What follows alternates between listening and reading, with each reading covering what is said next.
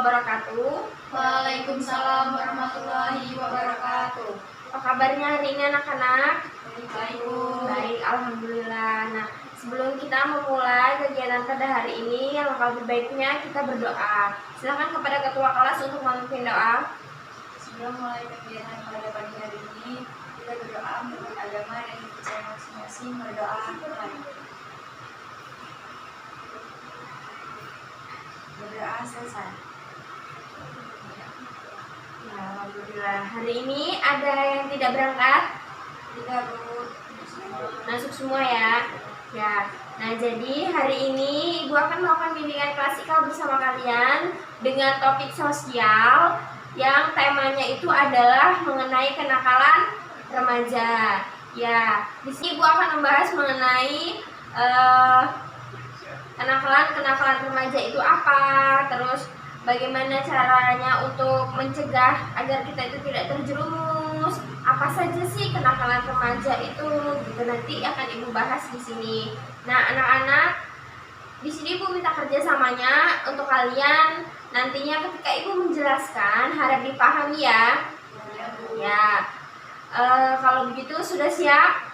Siap, Bu. Siap. Nah, baik, langsung saja ya. Apa sih kenakalan remaja gitu? Apa menurut anak-anak di sini ada yang bisa menjelaskan apa sih itu kenakalan remaja? Kenakalan remaja itu ada suatu perbuatan yang dapat menjadikan seseorang itu menjadi keburukan buruk dalam berperilaku itu. Ya, benar sekali. Ada lagi? Penyimpangan, Bu. Iya. Sosial. Benar sekali. Jadi kenakalan remaja itu merupakan suatu perbuatan yang dilakukan oleh anak-anak muda atau remaja-remaja yang menyimpang dari yang seharusnya begini, ia menyimpang ke begitu gitu. Intinya ke arah yang tidak baik seperti itu ya. Paham? Nah, setelah itu selain kenakalan remaja itu apa? Di sini ada macam-macamnya. Ada yang tahu macam-macam dari kenakalan remaja itu apa? Belum. Nah, yang pertama kenakalan remaja biasa. Nah, maksudnya di sini adalah kenakalan remaja biasa itu kayak yang tingkatannya tuh rendah, ya sewajarnya anak remaja gitu. Kan kalau sekarang kita lihat banyak sekali ya kenakalan-kenakalan remaja, penyimpangan-penyimpangan anak remaja seperti itu. Nah, yang pertama adalah kenakalan remaja. Apa sih contohnya? Ada yang bisa ngasih contoh? Ya. Bolos sekolah. Benar sekali. Ada lagi? Benar. Jadi membolos sekolah, berkelahi, kemudian pergi dari rumah tanpa salam, atau pamitnya sekolah tapi malah nggak sampai sekolah, itu tergolong ke dalam kenakalan remaja Biasa. Kemudian yang kedua ada kenakalan yang menjerumus pada pelanggaran dan kejahatan. Nah, contohnya seperti apa? Misalkan mencuri, itu termasuk pelanggaran ya. Kemudian apa lagi? Ada yang tahu?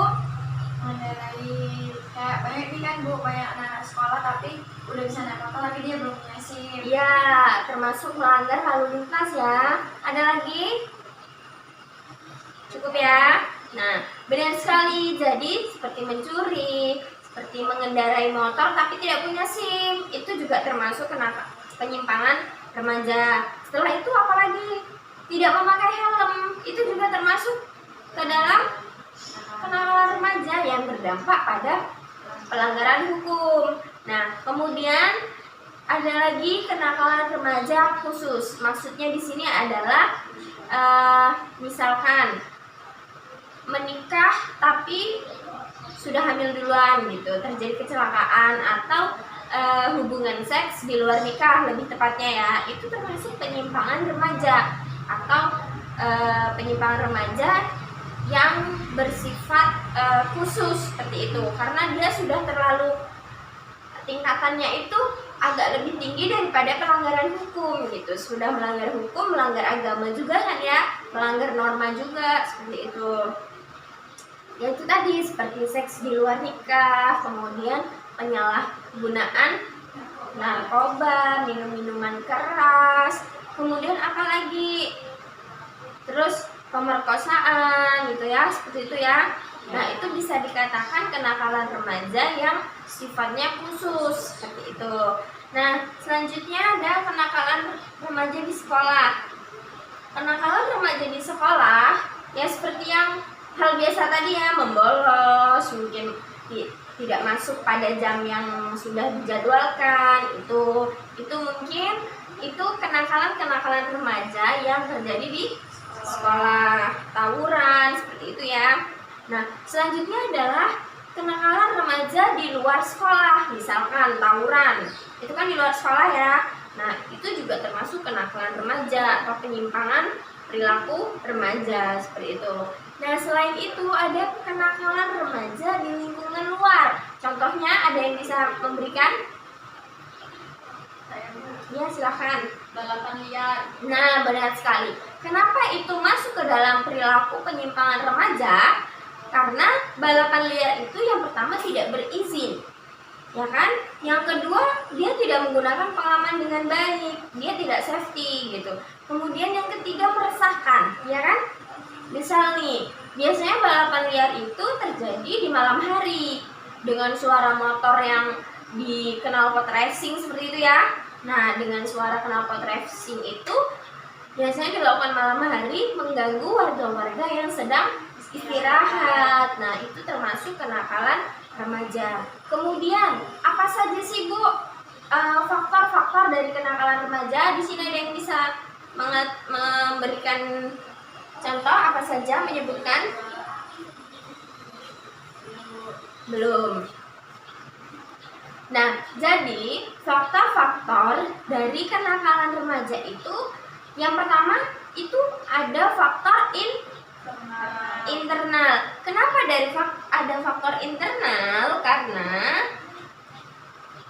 perubahan biologis dan sosiologis pada diri remaja itu akan sangat memungkinkan terjadinya dua bentuk integrasi. Yang pertama itu terbentuknya perasaan akan konsisten, dan yang kedua itu haus pembentukan jati diri seperti itu. Nah, kalian para remaja itu kan masih punya rasa penasaran kan?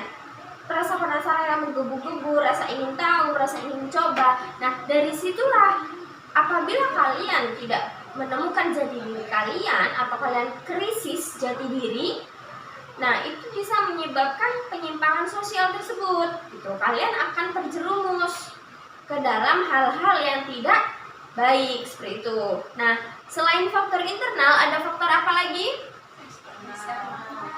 Nah, ya, faktor eksternal ini berasal dari mana?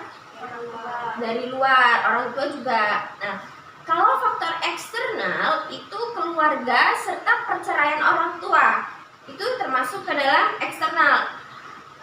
Begini, orang tuanya bercerai, lebih tepatnya begini ya, contohnya orang tuanya bercerai, kemudian si anak mungkin haus akan kasih sayang, mungkin pusing memikirkan keadaan orang tua. Nah, jika anak tersebut tidak bisa untuk menempatkan diri, maka anak tersebut juga akan bisa terjerumus ke dalam penyimpangan sosial tersebut gitu. Nah, di sini faktor eksternal tidak hanya keluarga, tetapi ada juga dari teman sebaya, benar sekali. Jadi ketika kalian memilih teman, jika kalian tidak pandai memilih teman, artinya bukan kita harus pilih-pilih teman itu gitu ya. Maksudnya memilih teman itu yang baik. Maksudnya adalah yang tidak, ya kita lihat pergaulannya, bagaimana ia, perilakunya, kita lihat seperti itu ya. Nah, jika perilakunya baik, sopan, mungkin ya sewajarnya remaja sajalah, itu bisalah kita berteman dengan dia, bagaimana bersosialisasi dengan dia gitu, itu bisa.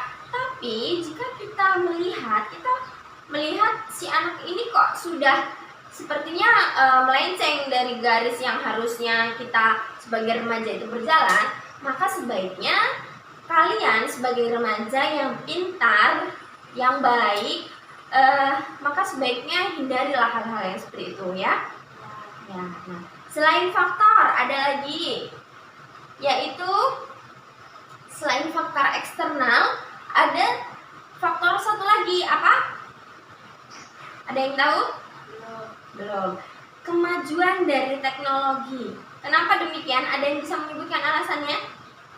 Tidak ada. Nah, jadi gini, kemajuan teknologi itu sangat mempengaruhi terhadap penyimpangan-penyimpangan sosial yang dilakukan oleh remaja. Contoh, nih, semakin canggihnya teknologi, semakin mudahnya akses untuk kita mengakses dunia, maka semakin mudah untuk remaja itu melakukan penyimpangan sosial. Misal, remaja itu melihat mengakses hal-hal yang tidak baik seperti situs-situs porno. Itu kan termasuk yang seharusnya remaja tidak melihat hal seperti itu, jadi akhirnya melihat. Itu kan termasuk penyimpangan sosial. Ya. Nah, kemudian ada juga misalkan dengan smartphone ia merencanakan suatu hal yang tidak baik, misalkan membuli temannya. Dia merencanakan terlebih dahulu dengan teman-temannya menggunakan smartphone. Nah, menggunakan smartphone tersebut dia rencanakan dengan baik. Setelah itu dia lakukanlah bersama-sama. Itu juga termasuk untuk penyimpangan kenakalan remaja seperti itu. Nah, selanjutnya adalah bentuk-bentuk kenakalan remaja seperti yang di atas tadi. Apa saja? Misal penyalahgunaan narkoba. Iya, benar sekali, penyalahgunaan narkoba. Nah, kenapa penyalahgunaan narkoba? Karena ya itu tadi, remaja itu masih mencari jati diri. Benar sekali, masih ingin tahu, rasa penasarannya itu masih tinggi seperti itu. Sehingga itu dapat memicu seorang individu itu untuk mencoba gitu. Penyalahgunaan narkoba, kemudian apalagi? Perilaku seks sebelum nikah, Bu. Benar, ya seperti yang di atas tadi, perilaku seks sebelum menikah, terus kemudian perkelahian pelajar, kebut-kebutan, kemudian ada peredaran pornografi. Jadi Ibu jelaskan di atas bahwasanya pengaruh teknologi yang semakin canggih juga mempengaruhi kenakalan remaja gitu. Nah, selain itu ada dampak-dampaknya. Ada yang tahu dampak kenakalan remaja itu? Silakan. Dampak dari kenakalan remaja itu akan membuat masa depan si anak itu menjadi suram. Ada lagi? Saya, Bu, Ya, berusaha membaik keluarga, Bu. benar sekali. Ya itu tadi, yang pertama akan menghancurkan masa depan gitu. Nih, misalkan kalian masih sekolah gitu, tapi kalian sudah rasa ingin mencobanya, karena rasa ingin mencobanya tinggi, akhirnya kalian mencobalah itu sebuah narkoba. Nah, kalau kalian sudah mencicipi sebuah narkoba, maka masa depan kalian itu akan suram. Itu akan sulit dicapai, cita-cita kalian itu akan hancur seperti itu. Kenapa? Karena ketika sudah merasakan apa itu narkoba, akan kecanduan nih. Kalau udah kecanduan, nanti beli karena narkoba itu mahal, jadi kalian akan putar otak bagaimana caranya untuk mendapatkan uang. Misalkan dari orang tua kalian hanya memberikan uang bulanan kalian segini, tapi kebutuhan kalian jauh lebih banyak karena makhluk tadi tuh yang bernama narkoba. Akhirnya kalian putar otak bagaimana caranya bisa dapat uang. Nah, jika kalian sudah kepentok, bisa saja kalian melakukan hal menyimpang, benar sekali, pencurian ya pasti, kemudian perampokan, begal, dan lain hal sebagainya ya. Nah, itu tadi karena menggunakan narkoba, masa depan hancur. Tidak hanya narkoba gitu, maksudnya ada hal-hal lain juga gitu. Selanjutnya ada dampak kenakalan remaja yang terjadi yang bisa menjadi bibit kriminalitas pada saat-saat beranjak dewasa. Ya, yang itu tadi, dari narkoba akhirnya mencuri, gitu ya.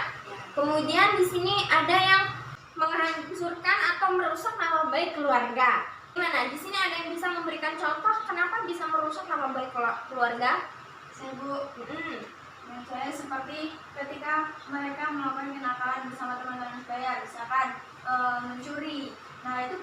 anak akan dapat membuat nama keluarga itu jelek, karena bahwa tetangga itu mikir, ih anaknya itu sekarang kayak gini loh, kena nakal, mencuri gitu Bu. Ya, benar sekali. Mencuri itu juga termasuk menghancurkan nama baik keluarga ya, karena nanti akan keluarganya dibawa-bawa, terutama nih ayah yang pertama nih biasanya. Kan orang sekarang itu menggosip seperti itu ya. Kemudian ada lagi? Cukup. Nah, benar sekali, seperti mencuri, melakukan hubungan seks sebelum menikah juga bisa karena nanti hamil. Ketika si anak perempuan ini hamil, nantinya akan menjadi gosip seperti yang dikatakan Mbak Kintan tadi. Anaknya si ini gini gitu. Itu kan namanya merusak nama baik keluarga. Nah, benar sekali. Nah, setelah itu, setelah dampak di sini, apa sih caranya? Gimana sih caranya agar kita itu tidak terjerumus ke dalam kenakalan remaja nih? Saya ibu di sini pengen tahu dari anak-anak di sini. Coba, apa sih tips? Apa sih yang bisa kalian lakukan agar kalian itu terhindar dari kenakalan remaja? Silakan. Memilih teman sih Bu. Kita bergaul sama teman-teman yang tidak terjerumus ke masalah-masalah tersebut kayak negatif gitu. Ya, Mbak Kintan bagaimana nih caranya agar Mbak Kintan itu tidak terjerumus ke dalam hal-hal yang negatif gitu, selain memilih teman yang dikatakan Mbak Ulen ya. Terus Mbak Kintan? Saya Bu, kita tuh harus menyibukkan diri dengan kesibukan-kesibukan yang positif seperti membaca buku, mengaji. Itu kan lebih biasanya anak-anak remaja itu kan masih banyak sih Bu yang ngaji. Nggak kayak sekarang nih, kebanyakan main HP. Itu dapat memberikan dampak untuk kenakalan remaja yang negatif. Gitu ya. Ya, jadi benar sekali.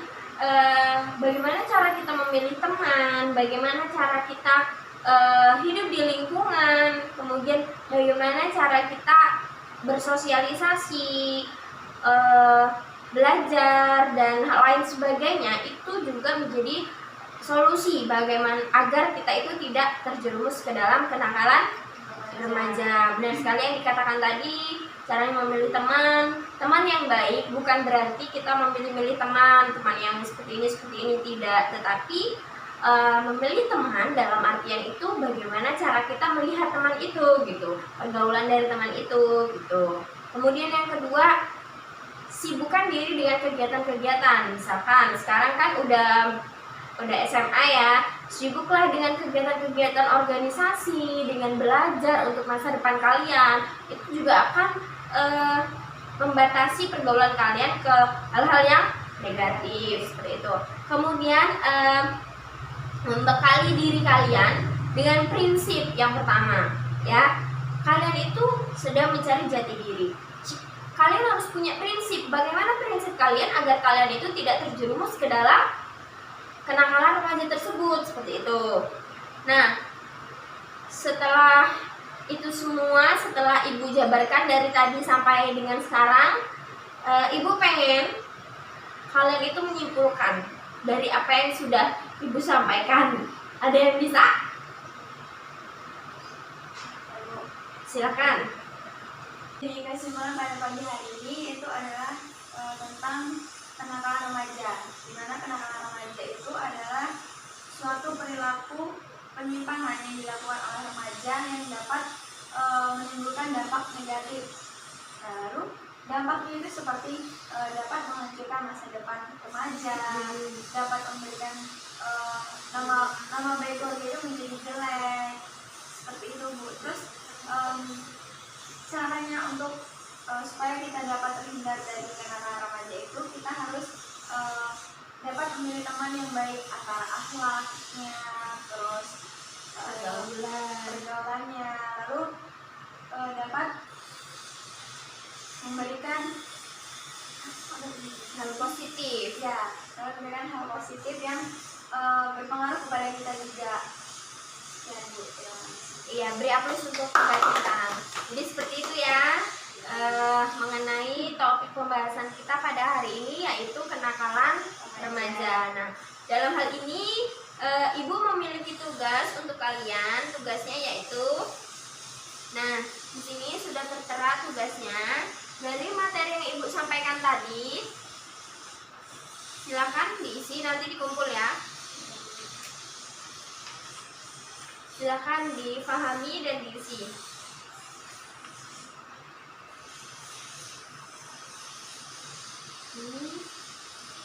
Ya, sudah boleh contekan ya.